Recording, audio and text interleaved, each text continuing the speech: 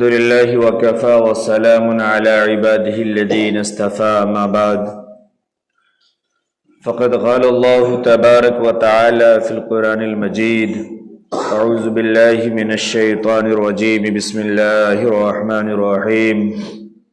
شهر رمضان الذي أنزل فيه القرآن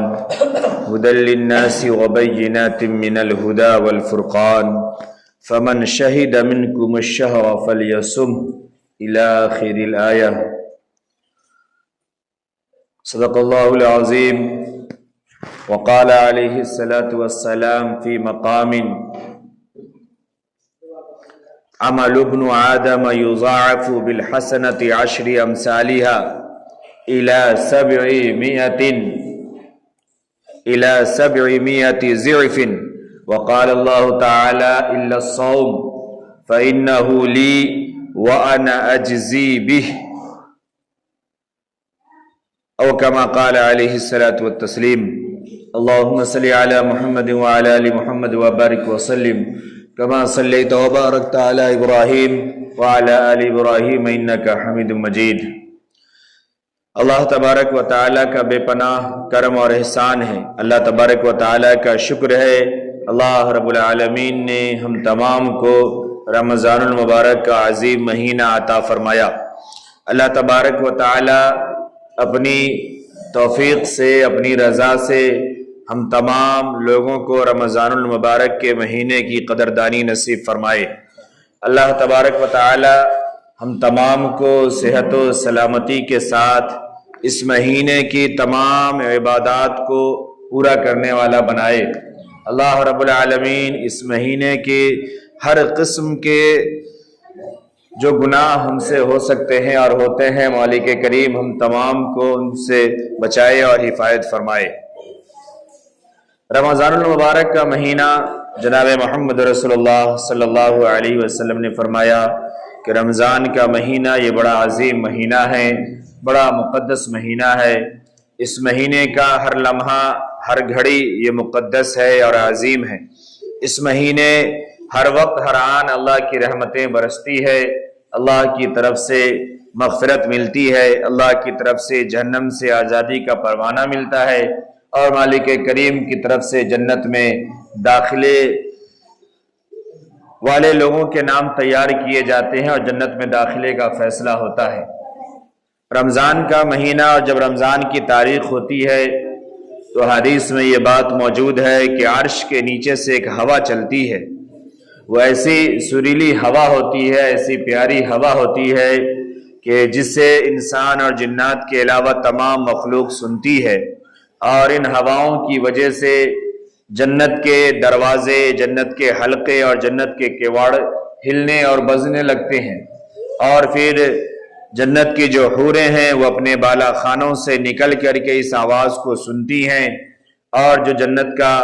داروغہ ہے رضوان اس سے پوچھتی ہے اور کہتی ہے کہ یہ کیسی آواز ہے؟ تو رضوان یہ جواب دیتا ہے کہ آج رمضان المبارک کی پہلی تاریخ ہے، رمضان المبارک کا مہینہ شروع ہو گیا ہے، اور یہ رمضان المبارک کے لیے عرش کے نیچے سے ہوا چل رہی ہے جو بڑی رحمت والی ہے۔ اسی طریقے سے جناب محمد رسول اللہ صلی اللہ علیہ وسلم نے فرمایا کہ 5 چیزیں ایسی ہیں جو خاص کر صرف امت محمدیہ کو عطا کی گئی، جو پہلے کی امتوں کو عطا نہیں کی گئی تھی۔ اور جناب محمد رسول اللہ صلی اللہ علیہ وسلم نے مختلف احادیثوں میں رمضان کو بڑی وضاحت کے ساتھ سمجھایا اور بتایا کہ رمضان کتنا اہم ہے، اس کے لمحے کتنے قیمتی ہیں۔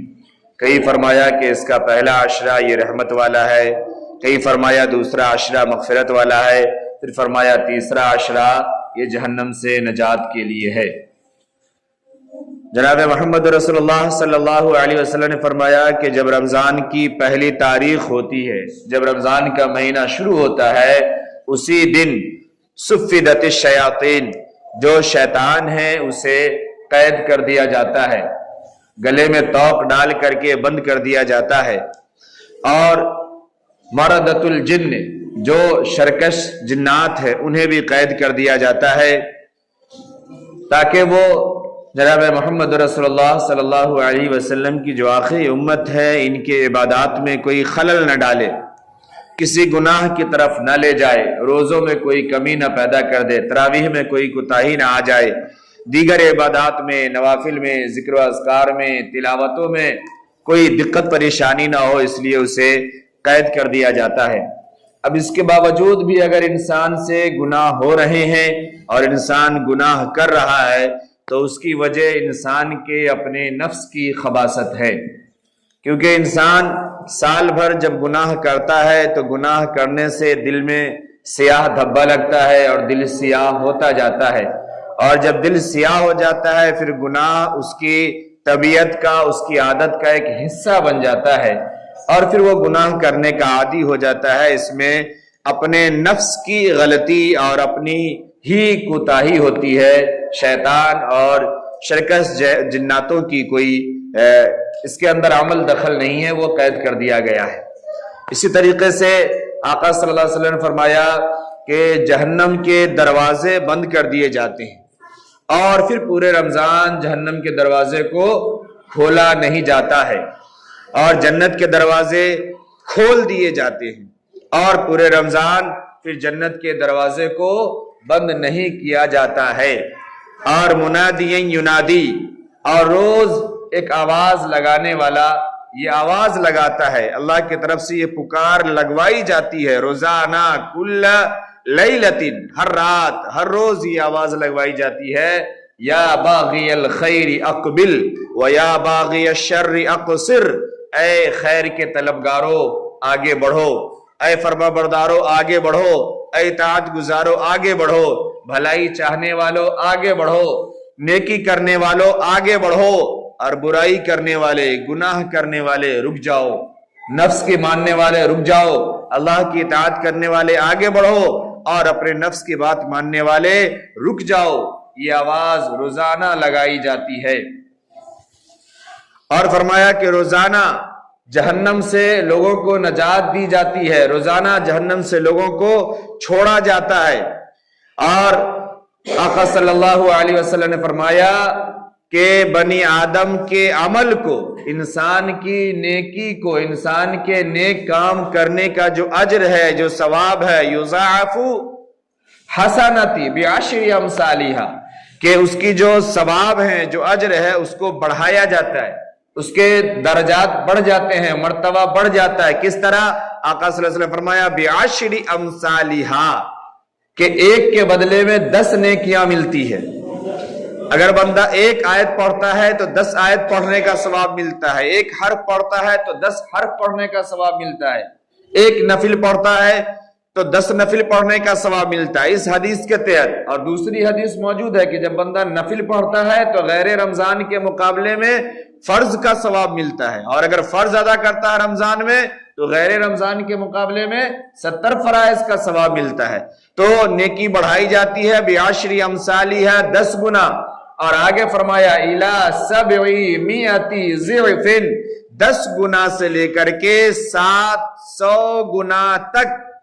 آدمی کے عمل کو بڑھا دیا جاتا ہے۔ مثال سے یوں سمجھیے کہ اگر ہم عام دنوں میں 1 روپے خرچ کرتے ہیں تو 1 روپے کا ثواب ملتا ہے، اور رمضان کے دنوں میں، عام دنوں میں ہم 1 آیت پڑھتے ہیں، 1 آیت کا ثواب ملتا ہے، عام دنوں میں ہم نے 1 تسبیح پڑھی، 1 ثواب ملے گا، لیکن رمضان کے مہینے میں آقا صلی اللہ علیہ وسلم فرمایا کہ عمل کے ثواب کو بڑھا دیا جاتا ہے۔ کتنا؟ بعشر امثالھا، کم سے کم تو یہ کہ 10 گنا،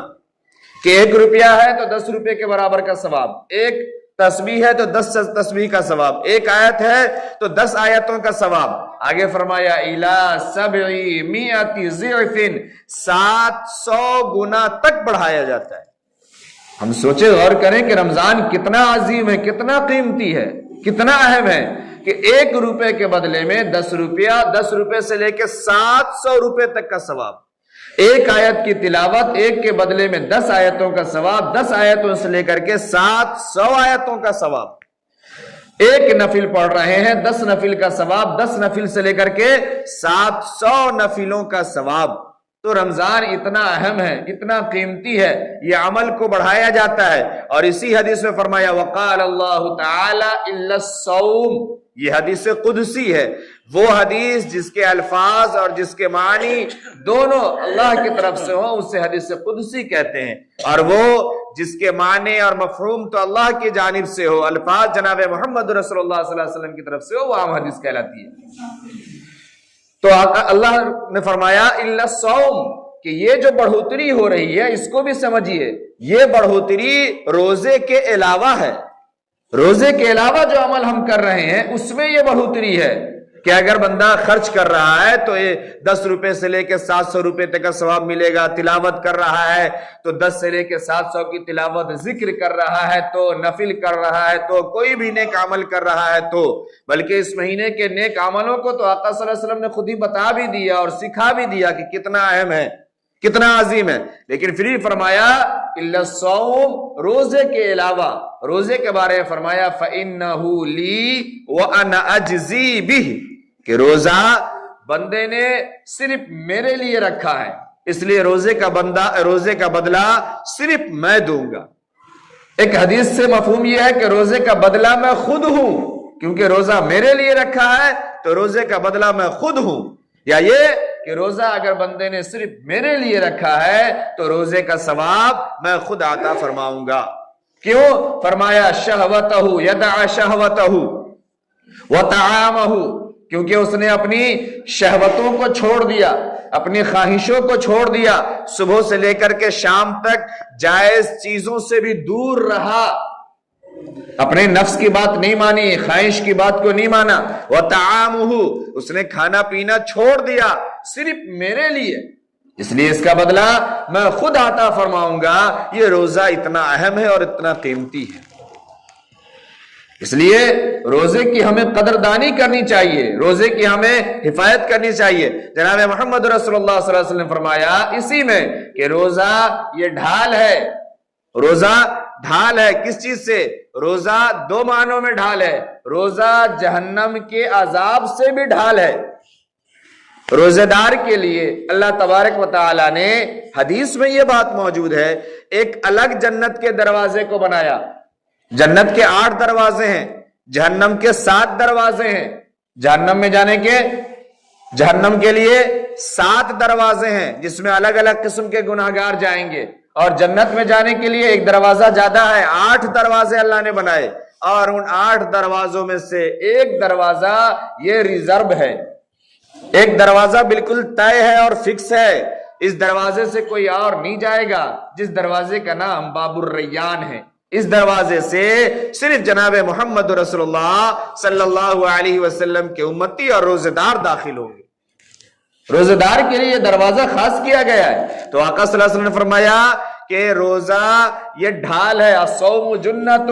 روزہ ڈھال ہے کس چیز سے؟ گناہوں سے۔ جب آدمی روزے کی حالت میں ہوتا ہے تو گناہوں سے بچا ہوا ہوتا ہے، گناہوں کو چھوڑ دیتا ہے، گناہ کے کام کو نہیں کرتا، گناہ کی چیزوں کو نہیں دیکھتا، گناہ کی چیزوں کو نہیں سنتا۔ ایک معنی تو یہ کہ گناہوں سے ڈھال ہے، دوسرا یہ کہ جہنم سے ڈھال ہے، روزہ اسے جہنم سے بچا لے گی، جہنم میں جانے نہیں دے گی۔ آقا صلی اللہ علیہ وسلم نے فرمایا کہ روزہ ڈھال ہے کب تک؟ اذا کانا، اس وقت تک، فلا یرفس ولا یسخب، روزہ اسی وقت تک ڈھال ہے جب تک روزے کی حالت میں آدمی کوئی بیہودہ کام نہ کرے، کوئی فحش بات نہ کرے، کوئی بیہودہ لغو میں چیخو پکار میں نہ لگ جائے، کسی لڑائی جھگڑے میں نہ پڑ جائے، واہی تباہی کی باتیں نہ کرے، غیبت اور چگل کھوری نہ کرے، برائیوں میں نہ لگے، جھوٹ نہ بولے،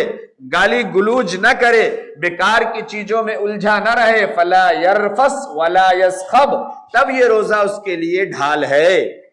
تب یہ روزہ اس کے لیے ڈھال ہے۔ آگے آقا صلی اللہ علیہ وسلم اس میں فرمایا فَإِنَّ صَابَّهُ أَحَدُكُمْ أَوْ قَاتَلَهُ فَلْيَقُلْ إِنِّي امْرُؤٌ صَائِمٌ، کہ اگر کوئی شخص تم سے برا بھلا کہنے لگے، اگر کوئی گالی گلوچ کرنے پہ آمادہ آ جائے، او قاتلہ، یا لڑائی جھگڑا ہی کرنے لگے، بیکار کی چیزوں کو چھیڑنے لگے، چڑھانے لگے، پریشان کرنے لگے، اور لڑائی جھگڑے کی نوبت پیدا کرنے لگے، فَلْيَقُلْ إِنِّي امْرُؤٌ صَائِمٌ، تو اس سے کہہ دو بھائی تیرے من میں جو آئے تو کرتا رہا، تجھے جو بولنے کا من ہے تو بولتا رہا، میرا روزہ ہے، میں تجھ سے منہ نہیں لگتا،